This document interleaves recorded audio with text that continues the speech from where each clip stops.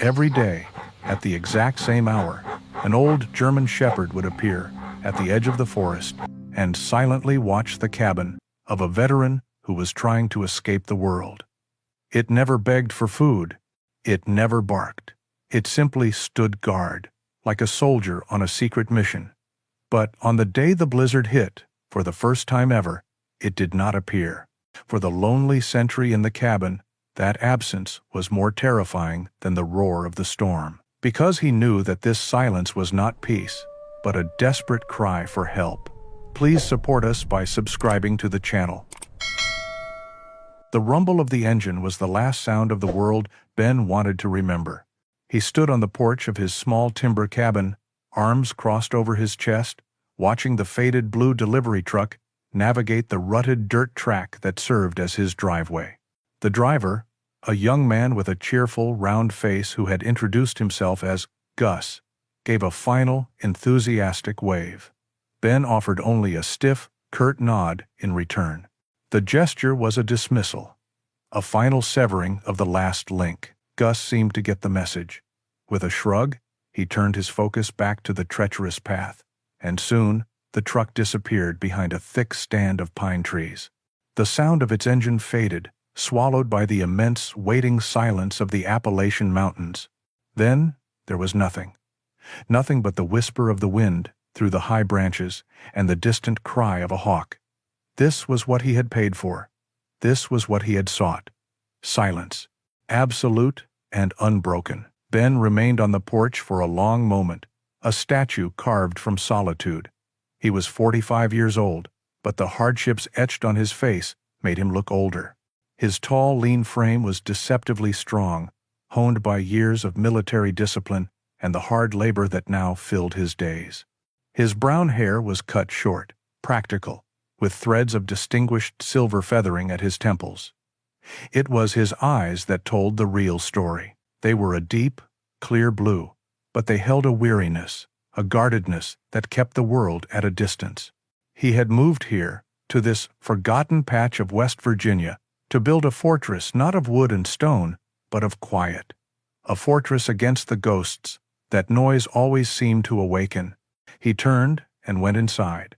The cabin was like him, sparse, functional, and devoid of comfort for comfort's sake. A single room served as his living space, with a small, efficient wood stove, a sturdy wooden table with 2 chairs, and a bed tucked into the far corner, its wool blanket folded with military precision. There were no photographs on the walls, no books scattered about, no television. Everything had a purpose. Anything that did not serve a direct, practical function had been left behind in the life he had systematically dismantled. This was not a home. It was a forward operating base in his war against memory. His days fell into a rhythm as rigid and unyielding as the mountain stone. He woke before the sun, his body still wired to an internal clock set in another time zone, another lifetime. The cold mountain air was a shock to the system, a welcome distraction. First came the wood, the swing of the axe, the sharp crack as the steel bit into seasoned oak, the satisfying thud as the logs split. It was methodical work, physical and demanding. It left no room for thought. Chop, stack, repeat. When his muscles burned and his breathing was ragged, he would stop, but only for a moment. Next was the perimeter check. He would walk the edge of his 10-acre property, his stride long and even, his eyes scanning the dense woods that pressed in from all sides. He wasn't looking for intruders, not human ones anyway. He was checking for fallen trees, signs of animal trails, the subtle shifts in the landscape. It was a habit ingrained in him, the need to know his territory, to be aware of his surroundings.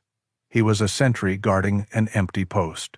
The rest of the day was filled with the quiet labor of self-sufficiency, tending his small vegetable garden, cleaning his tools until they shone, preparing simple, solitary meals.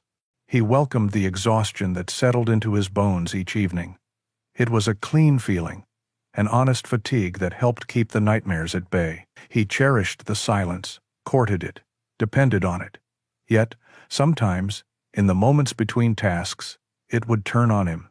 It would become a vast, empty space, a vacuum that his thoughts would rush to fill. In those moments, the quiet was not peaceful. It was heavy, suffocating, amplifying the echoes in his own mind.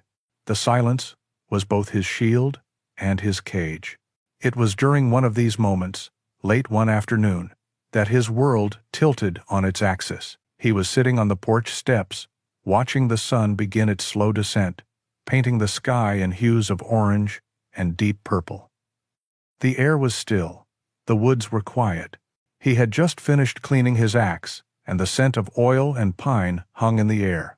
His mind was blessedly, momentarily, blank. And then he saw her.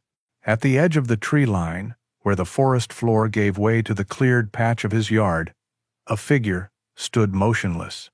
It was a dog, a German shepherd, large and beautifully built, even from a distance. Its coat was a striking mix of gray and white, like smoke and ash, a ghost against the deepening shadows of the woods. But it was the dog's posture that held him captive. It was not the stance of a lost or wandering animal. It stood with a profound stillness, a quiet dignity, its head held high, its intelligent eyes fixed directly on him. There was an air of purpose about it, a sense of duty. It looked like a soldier on watch. Ben didn't move. He didn't breathe. The world seemed to shrink to the space between him and this silent observer. There was no growl, no bark, not even the flick of a tail. There was only the steady, unnerving gaze. He could see the silver in its muzzle, the wisdom of age in its calm demeanor. For a long, stretched-out minute, they simply looked at each other, two solitary beings in a land of silence. Then, as quietly as she had appeared, the dog turned her head. With a final, lingering glance, she pivoted with a smooth, unhurried grace and melted back into the forest. One moment she was there, a stark, gray and white presence, and the next she was gone, leaving only the trees and the encroaching twilight. Ben continued to stare at the spot where she had been, his heart hammering against his ribs with a force that surprised him. The silence she left behind was different. It was no longer empty. It was filled with a question. The next morning, the silence felt different. It was no longer a simple absence of noise, but a vessel of anticipation. Ben went about his morning chores with his usual unwavering discipline, yet his focus was divided. As he split logs, each swing of the axe felt like a tick of a clock, counting down to the late afternoon.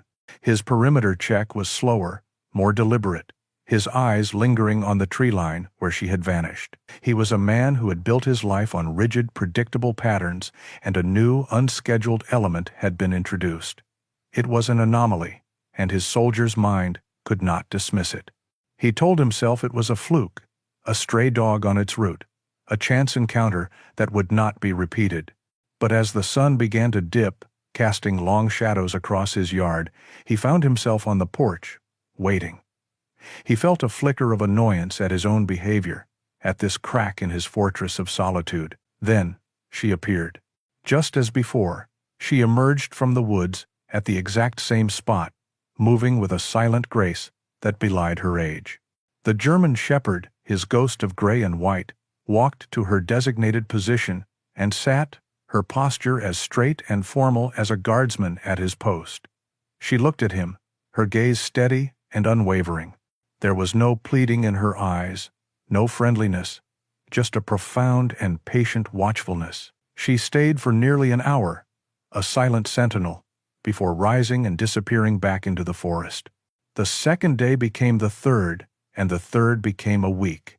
The pattern never varied. The time, the place, the silent vigil, it was all repeated with a precision that Ben found both unsettling and fascinating. This was not random. This was not the behavior of a stray. Strays were opportunistic, always moving, always searching. This dog was the opposite. She was deliberate, steadfast. Ben began to understand. This was not a visit. It was a ritual, a solemn, daily ceremony, performed for reasons he could not fathom. He started calling her the gray ghost in his mind. The name fit her ethereal appearances and disappearances, her silent, watchful nature. His initial irritation the feeling of being invaded, slowly began to erode. It was replaced by something else, something he hadn't felt in a very long time. A deep, consuming curiosity. Who was she? Where did she come from? What was the purpose of her vigil? The questions circled in his mind during the long, quiet hours. This curiosity was soon joined by a feeling he recognized from his former life: respect. As a soldier, Ben understood discipline. He had lived by it, survived because of it. And he saw that same unwavering discipline in the gray ghost. She never missed her appointment. Rain or shine, she was there. She never complained, never sought attention. She simply performed her duty. He found himself admiring her fortitude, her sheer, stubborn consistency. He, who had spent years trying to maintain his own rigid control, saw a master of the craft sitting at the edge of his woods. He was a sentry guarding an empty post. She was a sentry with a purpose he just couldn't see yet. His own routine began to subtly shift, reorienting itself around hers. His wood chopping would finish just before she was due to arrive. His walk of the perimeter would end with him settling onto the porch steps, a silent audience for her daily rite. It became an unspoken appointment. He would not approach her, and she would not approach him. They maintained their distance, separated by a gulf of grass and unspoken questions, yet they shared this time together. Her presence became a fixed point in his drifting existence, a strange new anchor in his carefully curated emptiness. The silence between them was no longer the hollow, suffocating silence of his own mind. It was a shared silence, filled with the weight of her mysterious purpose. It was a silence that made him feel, paradoxically, a little less alone. He would watch the gentle rise and fall of her chest as she breathed, the occasional thoughtful cock of her head as a bird called out from the canopy. He was studying her, gathering intelligence, trying to understand the nature of her mission. After 2 weeks of this silent ritual, Ben knew he could no longer remain a passive observer.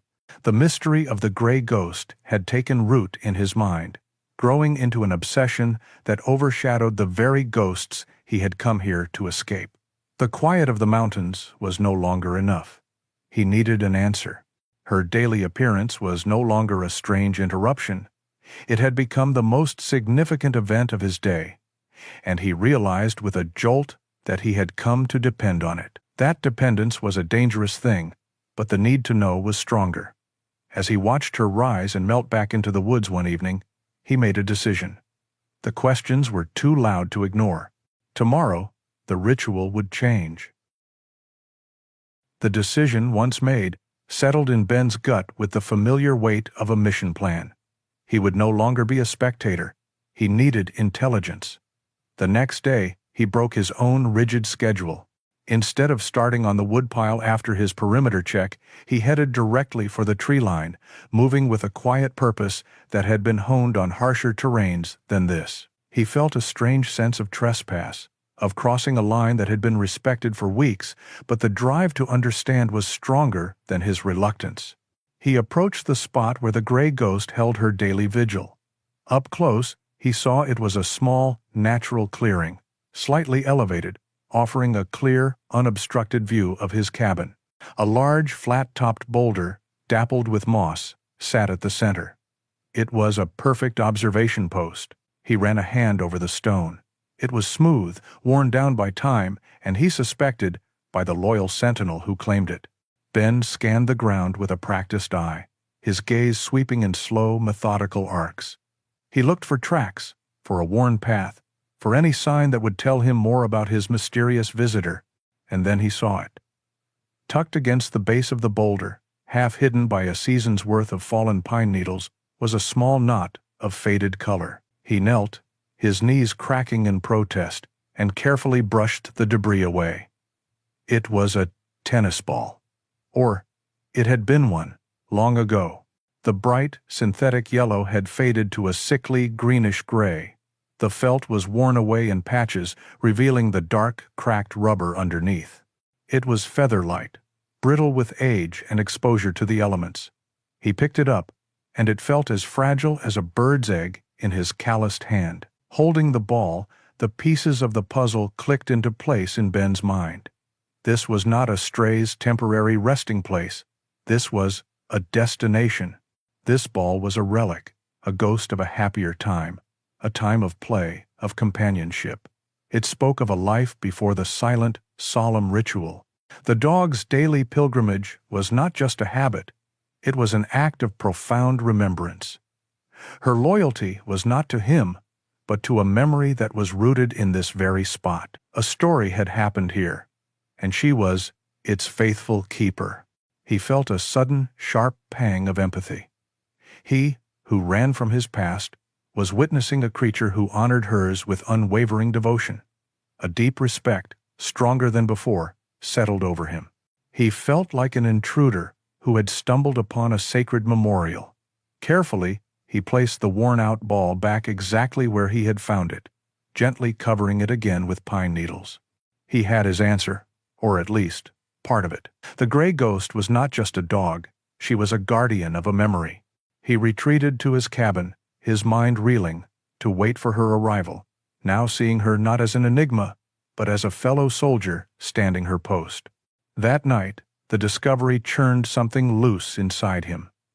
The thoughts of loyalty, of duties kept, and memories held, had unsettled the carefully packed soil of his mind. Sleep did not come easy, and when it did, it brought no peace. It brought the dream. It was never a clear narrative, but a chaotic assault of the senses. The oppressive heat, the taste of sand and cordite in his mouth. The world seen through a haze of dust, the sun a merciless white disk in the sky. There was shouting, confused and desperate, the deafening roar of an engine, the high-pitched whine that came before the blast. And then, the silence. A different kind of silence. Not the peace of the mountains, but a ringing, hollow void filled with failure and the faces of men he could no longer help.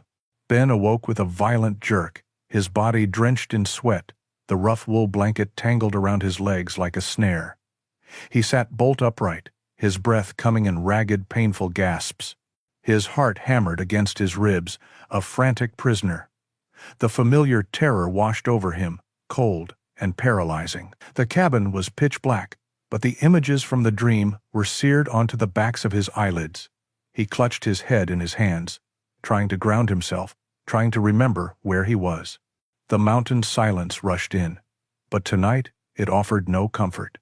It was an accomplice to the echoing void in his mind. Panic began to claw at his throat.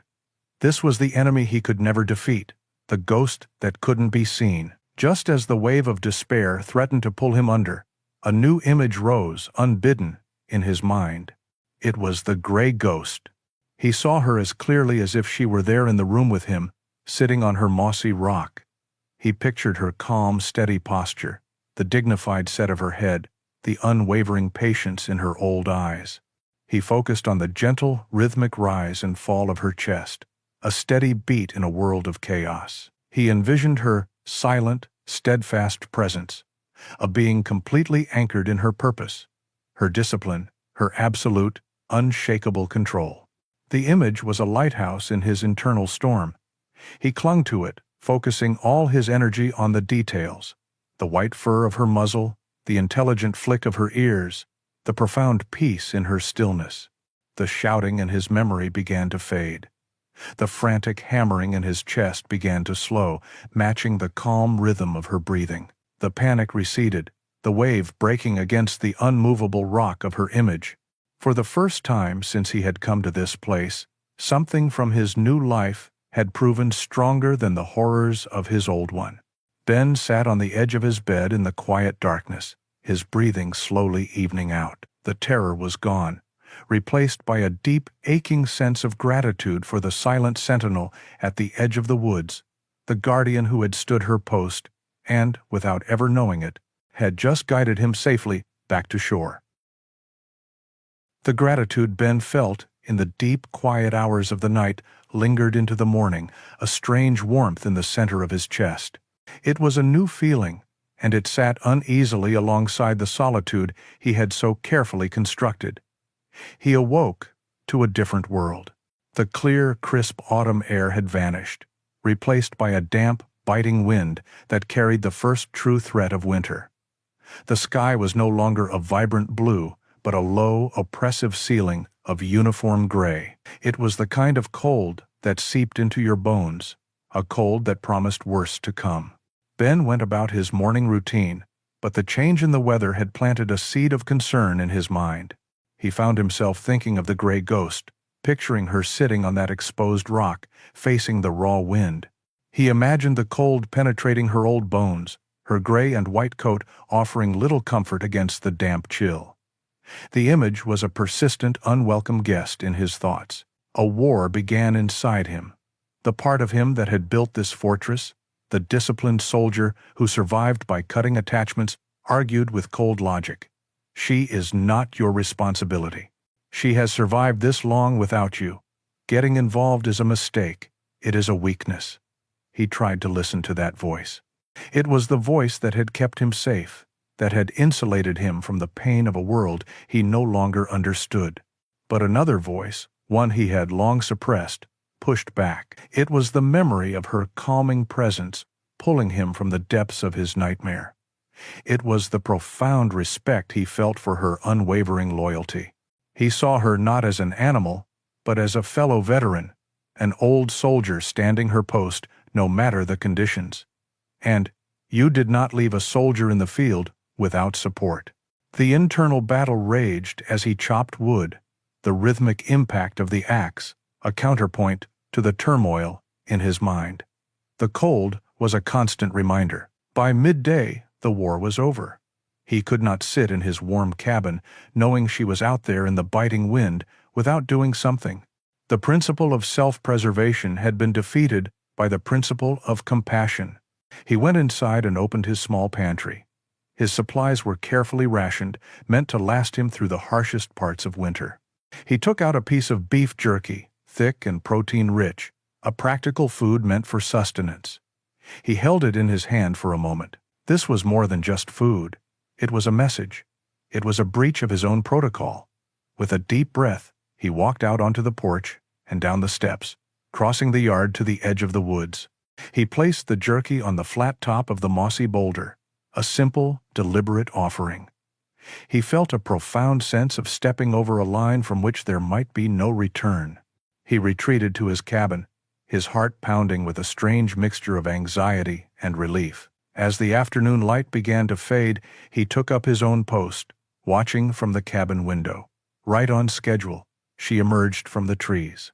The gray ghost walked to her clearing, her movements perhaps a little stiffer in the cold. She stopped short when she reached the boulder. Her head lowered slightly, and her old, intelligent nose twitched, sampling the air. She saw the jerky. For a long moment, she did not move. She looked at the offering, then her gaze lifted and met Ben's again, even through the glass of the window. It was a long, unreadable look, a silent question. Ben's instinct was to stay, to watch, to ensure she took it. But he understood this was a negotiation, a delicate dance of trust and respect. He was the intruder in her ritual. For her to accept his gift, he had to cede the ground to her. He gave a slow, deliberate nod, a gesture of acknowledgement, of peace. Then he did the hardest thing he had done all day. He turned away from the window, went to his chair by the cold stove, and sat with his back to her, granting her the privacy and space she deserved. He was showing her that he was not a threat, that his offering came with no strings attached. He waited, the silence in the cabin thick with tension. Every nerve in his body was strained, listening for the slightest sound. After what felt like an eternity, he risked a glance over his shoulder, peering through the corner of the window. She was at the rock. She approached it cautiously, her movements fluid and silent. She sniffed the jerky one last time, then gently took it in her mouth. She didn't devour it greedily. She ate it with a slow, dignified pace. A wave of emotion washed over Ben, so powerful it made him dizzy. It was a feeling of connection, of a message sent and received across a species divide. It was the first breakthrough. When she had finished, she did not leave. She looked toward the cabin for a long moment, a look of quiet assessment, before she hopped onto her boulder and took up her vigil as always. Her ritual continued, but the space between them was no longer empty. It was filled with a fragile, unspoken understanding. Two lonely souls, a man and a dog, bound by a silent offering built not on contact, but on mutual respect. The pact held for another week. Each day, Ben would leave a small offering on the stone, and each afternoon, the gray ghost would appear to accept it before beginning her solemn watch. The ritual became the new cornerstone of Ben's existence, a silent conversation that he had come to depend on more than he cared to admit. But the cold that had arrived that first day did not leave. It lingered, and the gray skies grew heavier, pregnant with a promise of winter's true power. The storm arrived without fanfare. It began not with a roar, but with a profound and sudden stillness. The wind died completely. The birds fell silent. An eerie, pale light filtered through the thick cloud cover. Ben, recognizing the signs from a lifetime of paying attention to the world around him, began his preparations. He was a man who understood how to face an enemy. He spent the morning bringing in enough firewood to last for days, stacking it neatly against the interior wall. He checked the seals on the single window and the heavy wooden door. He filled every container he had with fresh water from the pump. His movements were efficient, calm, and methodical. He was in control. The first snowflakes began to fall around noon, large and wet and lazy. Within an hour, they had been replaced by a fine, hard-driven powder, and the wind had returned with a vengeance. It shrieked through the pines, a low, mournful howl that seemed to get inside the cabin walls. Ben lit the wood stove, and its steady warmth was a small comfort against the growing fury outside. He was safe. He was prepared. As the afternoon hours crept by, his gaze kept returning to the window. The world outside was a swirling chaos of white. Visibility was down to a few yards, the familiar shapes of the trees dissolving into faint, ghostly outlines. He watched the clock on the wall, the slow, steady tick marking the approach of the appointed hour. He told himself she would not come. No animal, no matter how dedicated, would venture out in this. She was old, wise. She would be safe in some sheltered den. It was the only logical conclusion. But logic did little to quell the anxiety coiling in his stomach. The time of her usual arrival came and went. Ben stared out the window, his face close to the cold glass, searching the white chaos for a familiar gray shape. There was nothing. The clearing where her rock stood was being buried under a relentless blanket of snow. The stage for their ritual was gone. An hour passed, then 2. The initial worry began to curdle into a subtle, creeping panic. He paced the small cabin, a caged animal, his boots thudding a restless rhythm on the wooden floor. He would stop at the window, search the blizzard for any sign of movement, and then turn away, his jaw clenched tight. The cabin, once his fortress, now felt like a prison. The howling of the wind began to sound like shouting. The swirling snow outside was no longer just weather. It was a visual representation of the chaos he had fought so hard to keep at bay.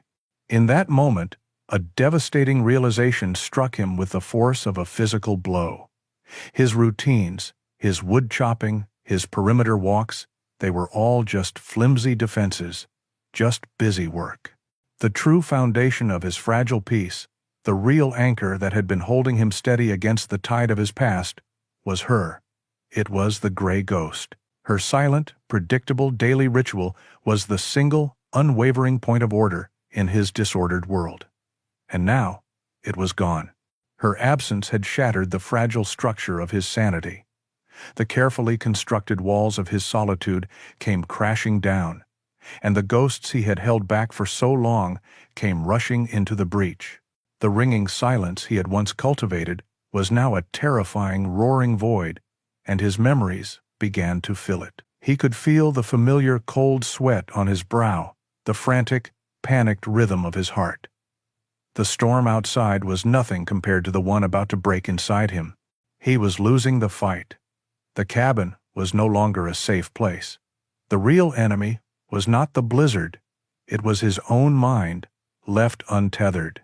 A decision rose from the panic, not from thought, but from pure, primal instinct. To stay here was to surrender. To stay here was to drown. He had to move. He had to act. He had to find his anchor. His movements became sharp, decisive, driven by a new and desperate mission. The panic was still there, but it was now fuel. He pulled on his thickest wool socks and heavy insulated boots, lacing them with quick, angry tugs. He grabbed his military surplus winter coat from its peg by the door and shrugged it on. He checked the batteries in his heavy-duty flashlight, shoved a protein bar into his pocket, and wrapped a scarf around his face. He was no longer a man hiding from the world. He was a soldier, preparing to step into a combat zone. His objective was clear. This was not just about saving a dog, it was about saving himself. He had to find her. He had to restore the ritual. He had to find the one thing that had proven it could keep the ghosts at bay. With his hand on the heavy iron latch of the door, he took one last, deep breath. Then he opened it. The fury of winter met him with a physical blow, a wall of howling wind and blinding, stinging snow. Ben lowered his head, braced himself against the blast, and took the first step out into the storm. The moment Ben stepped off his porch, the storm consumed him. The wind hit like a solid wall, stealing the air from his lungs and driving icy needles of snow into every inch of his exposed skin. For a moment, he was completely disoriented, a blind man in a world of roaring white chaos. His first instinct was to simply push forward, to fight the storm with brute force, but years of training immediately took over, silencing the panic with cold, hard discipline. He stopped, planted his feet firmly, and turned his back to the wind to create a small pocket of relative calm. He closed his eyes for a second, forcing his mind to work. Navigation was impossible by sight. He needed a different map. His perimeter walks had etched the lay of this land into his memory. He knew the gentle downward slope toward the east, the location of the thick grove of ancient oaks to the north. The wind was coming hard from the northwest. He could use that. It would be his compass. With a plan in place, he began to move. This was no longer a frantic search, it was a calculated traverse. He kept the wind pushing on his right shoulder blade, a constant, brutal pressure guiding his direction. He moved from the shelter of one tree trunk to the next, using them as brief respites from the gale. The snow was a treacherous enemy, hiding dips and rocks, its depth shifting from a few inches to drifts that came up to his waist. Each step was a battle, a test of the endurance that had been drilled into him in places just as unforgiving as this. The physical agony was a strange comfort. It was real. It was a tangible fight, so much simpler than the war inside his own head. His first objective was the gray ghost's observation post. It was the only logical starting point. When he finally reached the small clearing, the boulder was a mound of white, almost unrecognizable. He fell to his knees, shielding his flashlight with his body, and began sweeping the beam across the snow. He wiped away layers of fresh powder with his gloved hands, his heart sinking. There was nothing. The storm was erasing the world, wiping the slate clean. He fought down a surge of despair. He had to think like her. Where would she go for shelter? She would not head for open ground. She would follow the trees, use them for cover. He began a circular search pattern, spiraling out from the rock. The flashlight beam cut a frantic, lonely path through the swirling snow. It felt hopeless. He was searching for the faintest depression in a world that was being constantly, violently resurfaced. Then he saw it. Under the low-hanging bough of a hemlock tree, where the snow was slightly less deep, was a faint, oval impression, a paw print, and another, a few feet away. They were already filling with snow, ghosts of a track, but they were there. A surge of adrenaline shot through him, a jolt of renewed purpose. He had the trail. The next hour was a grueling, torturous exercise in concentration. He moved at a crawl, his world shrinking to the small circle of light cast by his flashlight. He would find one faint print, fix its location in his mind, then search for the next, all while the wind tried to tear him from his feet and the snow tried to bury his only clue. He lost the trail a dozen times, forcing him to backtrack, to cast his light in wide, desperate arcs until he found another trace. He did not think about the cold that had long since numbed his cheeks and nose. He did not think about the exhaustion pulling at his limbs. He thought only of the mission. His entire being was focused on this single, desperate task. The alternative, returning to the empty cabin and the roaring chaos of his own mind, was not an option. This physical hell was his salvation. The faint trail in the snow was his lifeline, and he would not let it go. The tracks led him deeper into the woods, into a part of the mountain he had never explored. The trees grew thicker here, offering more protection from the wind. The paw prints became slightly more defined, easier to follow. Hope, fierce and bright, flared in his chest. He was getting closer. He quickened his pace, pushing through low branches that whipped at his face, his breath pluming in the frigid air. The beam of his flashlight suddenly hit something that was not a tree. It was a flat, dark surface, a straight, unnatural line in the organic chaos of the forest. He pushed forward, his legs burning with the effort of wading through a deep drift, and the shape slowly resolved itself from the whiteout. It was a roof, a low, slanted roof, heavy with a thick blanket of snow. He stumbled into a small, sheltered clearing and saw it clearly. A small cabin, barely more than a one-room shack, almost completely consumed by the snow. Drifts were piled high against its walls, reaching nearly to the windows. The paw prints he had been following so desperately led directly to a low door at the back of the structure. There were no tracks leading away. She was here. He was sure of it. He had completed the first part of his mission. He stood before the silent, snow-shrouded cabin, his body screaming with exhaustion, the wind howling around him. He raised a hand and pounded on the wooden door, but the sound was swallowed by the storm. He leaned in close, putting his mouth near the frame. "Hello?" he shouted, his voice hoarse and raw. "Is anyone in there?" There was no answer. Only the relentless, lonely fury of the wind. There was no answer. Ben shouted again, his voice snatched away by the wind the moment it left his lips. He knew waiting was not an option. Time was the enemy now, as much as the cold. He put his shoulder to the low door and pushed. It groaned, but held fast, blocked by a solid drift of snow. He dug his heels in, clearing snow away with his boots in a frantic rush, and then pushed again, this time putting all his weight, all his desperation, into the effort. With a sharp crack of splintering wood, the door gave way, swinging inward into darkness. Ben stumbled inside, immediately enveloped by a profound and absolute cold.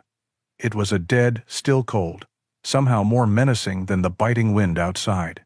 He pulled the door shut behind him, the roar of the storm instantly muffled, replaced by an unnerving silence. He clicked on his flashlight, its powerful beam cutting a sharp white cone through the gloom. The cabin was a single, small room, even more Spartan than his own. The air was stale, thick with the scent of old wood and cold ashes.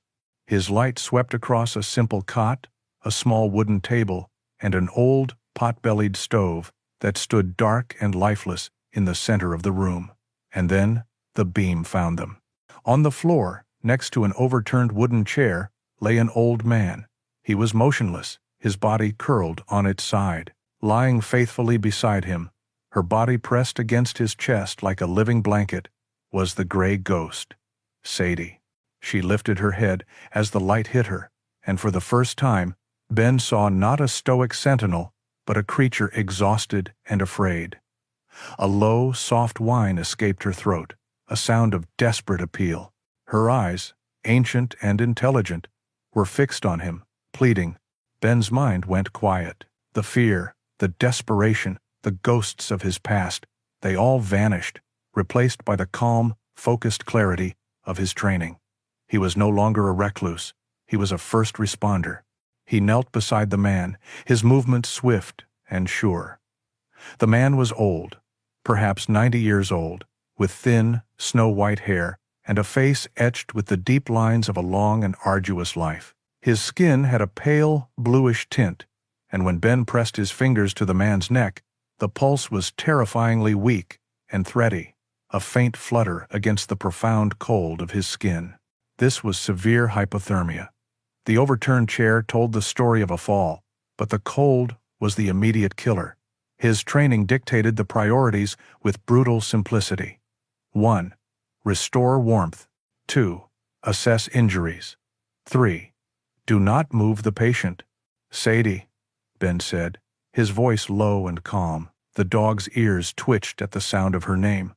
"Good girl. Let me help him." He turned his attention to the pot-bellied stove. It was his only hope.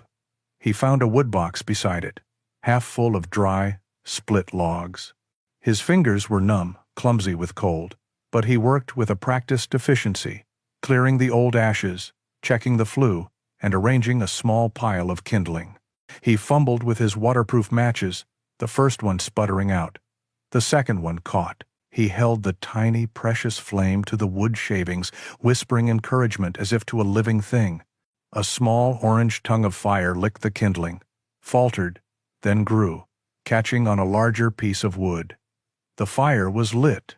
While the stove began its slow work of pushing back the deadly chill, Ben turned back to the old man. He found a pile of rough wool blankets on the cot and gently draped them over him, tucking them in to trap any nascent warmth. He did a quick but thorough physical assessment, his hands running along the man's limbs, checking for the telltale signs of a break or dislocation from the fall. He found a significant bruise on the man's hip, but, thankfully, no obvious fractures. "All right, sir," Ben said softly, speaking more to himself and the dog than to the unconscious figure. "Let's get you warmed up. My name is Ben. We're going to be okay." He would. Sadie watched his every move, her head resting on her paws, her body a tight coil of hope and fear. She did not interfere, seemed to understand that he was there to help.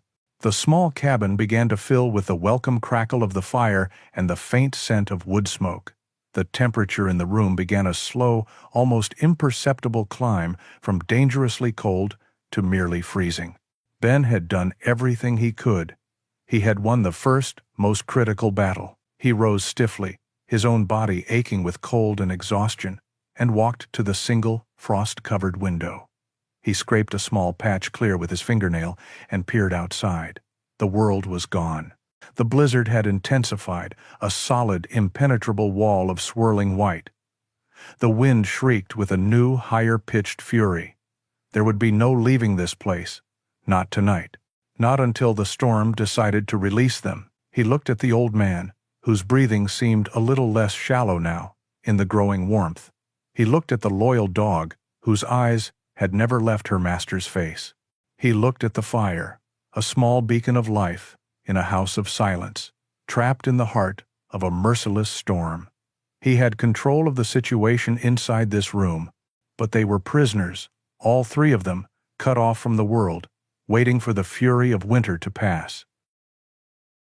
Hours bled into one another, marked only by the crackle of the fire and the unabating howl of the wind outside. Ben kept a quiet vigil, adding logs to the stove, his body running on the last reserves of adrenaline and a grim sense of duty. He had managed to get a few sips of water into the old man, and the deathly blue tint in his skin had begun to recede, replaced by the pale, wrinkled texture of old age. Sadie had not moved, a gray and white statue of devotion at her master's side. It was deep in the night when the old man's eyelids fluttered. A low groan escaped his chapped lips. Ben was at his side in an instant. "Easy now," Ben said softly. "You're all right. You took a bad fall." The man's eyes, a surprisingly sharp and lucid blue, blinked slowly, trying to focus. They darted around the room before settling on Ben, filled with a weary confusion. His first word was a dry, raspy whisper. "Sadie? She's right here," Ben reassured him. "She's the one who saved you. She never left your side." The man's gaze shifted to the dog, and a look of profound relief softened his hard, wrinkled features. Sadie met his gaze and thumped her tail once, a weak but clear signal against the wooden floor. Ben explained what had happened, his voice calm and concise. He told him about the silent ritual, the growing concern, the storm, and the desperate search that had led him to this door. The old man listened without interruption, his breathing shallow but steady. When Ben finished, the man was silent for a long time, his eyes on the fire. "My name is Arthur," he said finally, his voice a little stronger. "I am in your debt, son. I don't know how I can repay you." "There's nothing to repay," Ben said, settling back on a small wooden stool he had pulled near the stove. "We look out for our own." As the cabin grew warmer, the small details of Arthur's life began to emerge from the shadows. The room was a testament to a long life, simply lived. On the rough wooden mantelpiece above the stove sat a few framed photographs. One showed a smiling young woman with kind eyes, her hair styled in a way that spoke of a bygone era. Next to it was a photo of a much younger Arthur, straight-backed and proud in a crisp army uniform. Tucked in a corner was a small, hand-carved wooden bluebird, its paint faded and chipped. It was not a house of possessions, but of memories. They sat in a comfortable silence for a while, two strangers bound by a storm and a dog. It was Ben who finally broke it, unable to hold back the question that had driven him through the blizzard. "Arthur," he began, "your dog, Sadie. For weeks, she's come to my property, every single afternoon. She sits on a flat rock at the edge of the woods and just watches my cabin." "Why?" Arthur's gaze drifted to the photograph of the smiling woman. A sad, gentle look came into his eyes. "That's my Eleanor," he said, his voice thick with an old, well-worn grief. "My wife. She's been gone 10 years now." He paused, gathering his thoughts. "She loved these mountains more than anyone I ever knew. And that spot, that clearing with the flat rock, that was her place. She said it had the best view of the sunset. We would sit there for hours. Sadie was her dog, you see. The last gift I ever gave her, after Eleanor passed. Sadie just started going back there, every day. At first I thought she was waiting for her to come home, but now I think I understand. She's not waiting, she's remembering." The mystery was solved, and the truth was more poignant than anything Ben could have imagined. The Gray Ghost's ritual was not a mystery. It was a memorial, a daily pilgrimage of love and loyalty. "She's a good soldier," Ben said, the words coming out before he could stop them. Arthur's sharp blue eyes met his. He nodded toward the mantelpiece. "I see you noticed my old uniform. Korea." "Afghanistan," Ben replied, the single word a complete story in itself. An invisible bridge formed between them in that moment, spanning the decades that separated their wars. They did not speak of combat or the horrors they had seen. They spoke of the things that came after, the feeling of being a stranger in your own home, the quiet that was never truly quiet, the difficulty of explaining a life that others could never understand. They were two soldiers from two different lifetimes, sharing stories by the light of a single fire, finding in each other a rare and profound empathy. Ben looked from Arthur, whose gaze had returned to the photo of his Eleanor, to Sadie, who was now sleeping soundly, her body finally relaxed in the warmth and safety of the cabin. A wave of understanding washed over him. He saw it then, with perfect clarity. Sadie's unwavering loyalty was not just a dog's instinct. It was a perfect, pure reflection of the love Arthur still held for his wife. The man and the dog were locked in the same faithful ritual, each keeping the memory of the woman they loved alive in their own silent, steadfast way. They were both guardians of her memory. And in that small, storm-battered cabin, Ben felt the icy walls around his own heart begin to thaw, just a little. Ben woke to an unfamiliar sensation. Quiet. The relentless howl of the wind had ceased, replaced by a profound, muffled silence. He sat up, his body stiff and sore, and saw a sliver of brilliant, clean light slicing through a gap in the window frost. The storm had broken. He looked over at Arthur, The old man was awake, propped up on one elbow, his blue eyes clear and alert. He looked weak, but the immediate crisis had passed. "Morning, soldier," Arthur rasped, a faint smile touching his lips. "Sounds like the war is over." "Morning, Arthur," Ben replied, a genuine warmth spreading through his chest. "Looks like we have a truce." After a simple meal of Ben's protein bars and melted snow for water, Arthur insisted on getting up. He was unsteady, leaning heavily on the table for support, his bruised hip causing him to wince, but there was a stubborn fire in his eyes. Ben, sensing the man's need for dignity and purpose, didn't argue. Instead, he simply stood by, ready to offer a steadying arm. Together, they surveyed the minor damage the storm had wrought upon the small cabin. A shutter had been torn loose from a window, and the path to the woodpile was buried under a massive drift. The work was simple, but it was essential.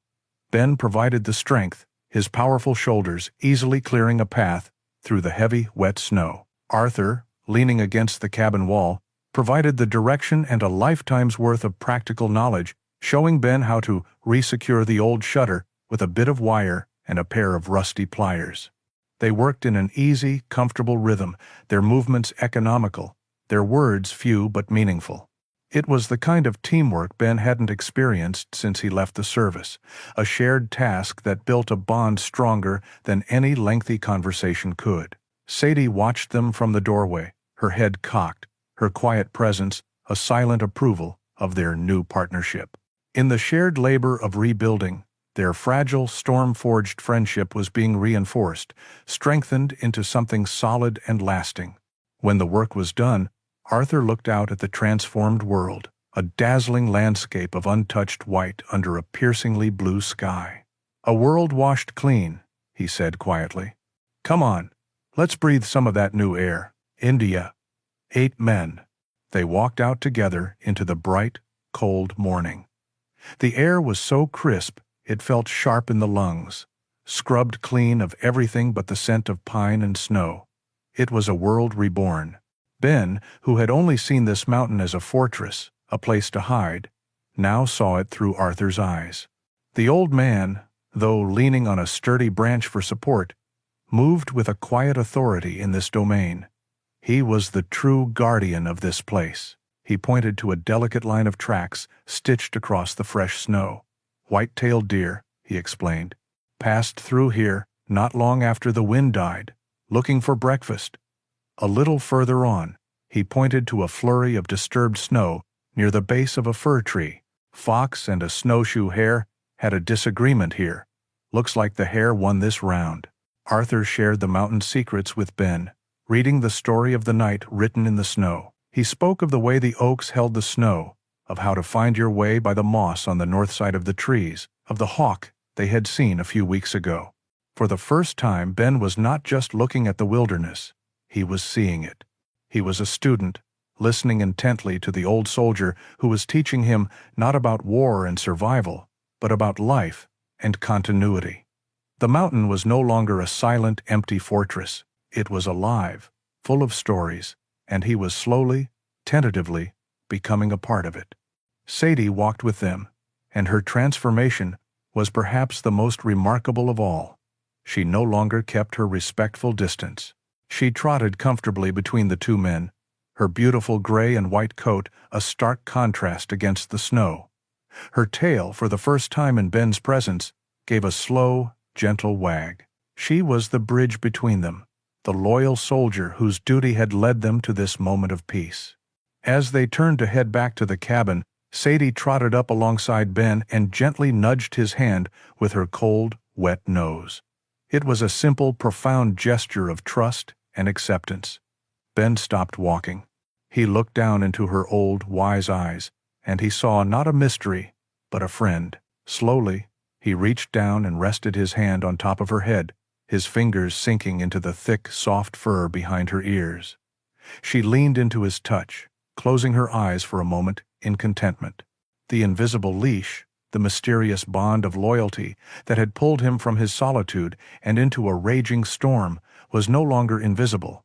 It had become a real and tangible connection, a warm and living thing that now bound all three of them, Ben stood there, his hand resting on the faithful dog, with his new friend by his side, breathing in the clean mountain air.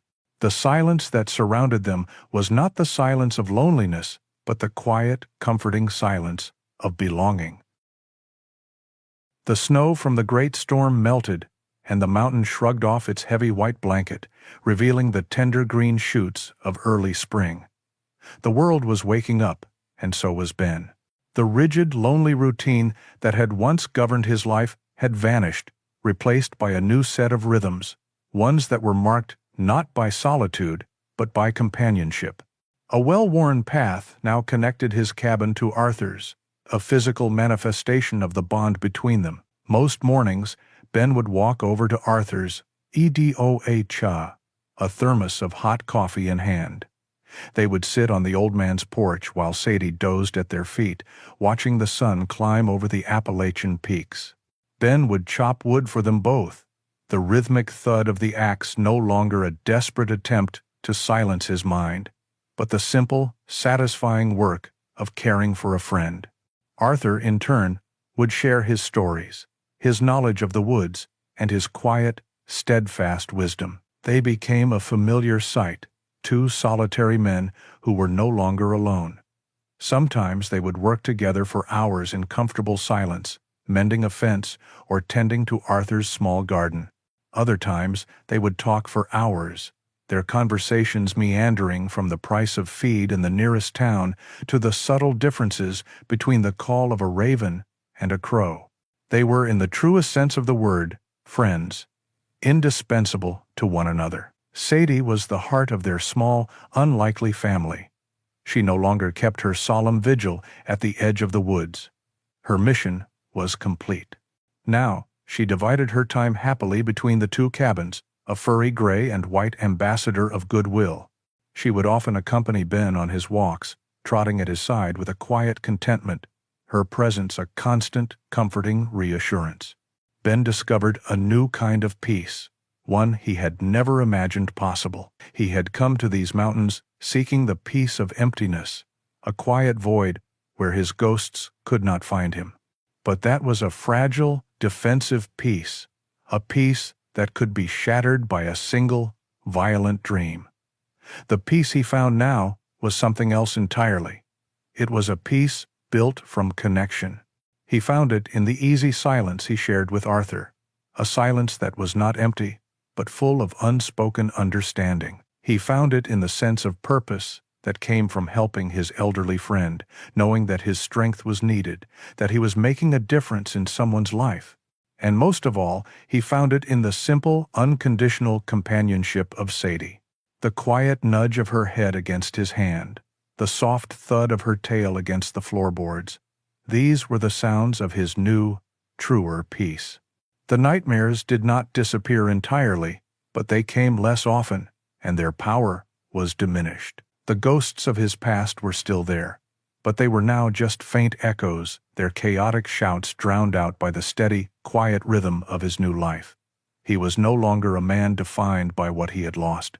He was being redefined by what he had found. One late spring evening, as the air cooled and the sky deepened to a soft violet, the three of them sat together on Arthur's porch. A gentle breeze rustled the new leaves on the trees. Arthur was in his favorite rocking chair, a patchwork quilt over his knees. Ben sat on the steps, leaning back against a porch post. At his feet, Sadie rested her head on his boot, her breathing slow and even. They looked out at the vast, dark silhouette of the mountain against the fading light. Ben remembered seeing that same mountain on his first day here, seeing it as a wall, a barrier to hide behind. Now, he saw it as something else. He saw the slope where he and Arthur had identified deer tracks. He saw the tall pine where they often saw a hawk circling. He saw the distant ridge that led to the clearing where Sadie had kept her faithful vigil. He was not hiding from the world here. He was a part of it.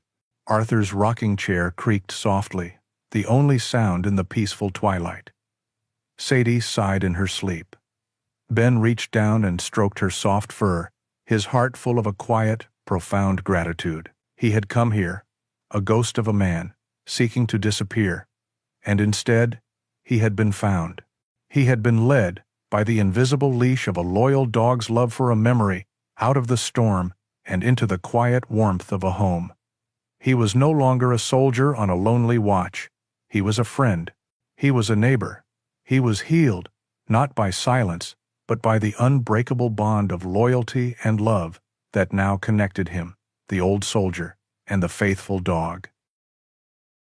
Perhaps the deepest connections are not the ones we seek, but the ones that find us in our loneliest moments, guided by a loyalty we never knew we needed. The story of Ben, Arthur, and Sadie is a quiet reminder that a single, steadfast heart can be the lighthouse that guides us home through any storm. If this tale of an unbreakable bond resonated with you, we would be honored to hear your thoughts in the comments below. Every like and share helps these stories find others who may need them, and by subscribing, you help us keep these voices alive. Another story of hope is waiting for you now on the screen, and we would love for you to join us there.